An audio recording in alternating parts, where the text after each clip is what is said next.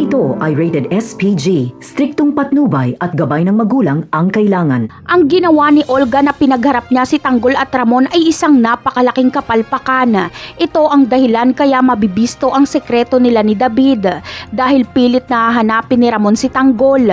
At sa bagong listahan ng mga bagong laya na ibibigay ni General Ribas kay Ramon ay kasama doon ang record ni Tanggol.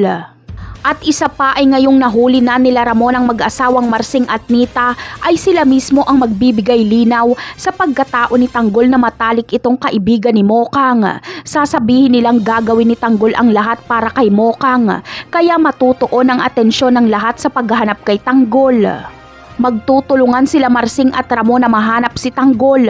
Si Tanggol kasi ang susi kung ano ba talaga ang nangyari kay Mokang.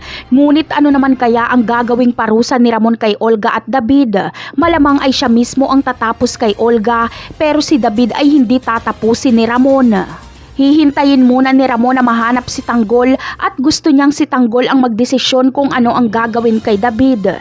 Dahil kapag pinatay ni Ramon si David ay baka mas lalo itong ikagalit ni Tanggol sa kanya dahil kapatid niya ito. Matatakot si Ramon na baka hindi siya tanggapin ni Tanggol bilang ama at mas lalo lang siya nitong kapuutan. Napakarami pa nating dapat abangan sa mga susunod na episode.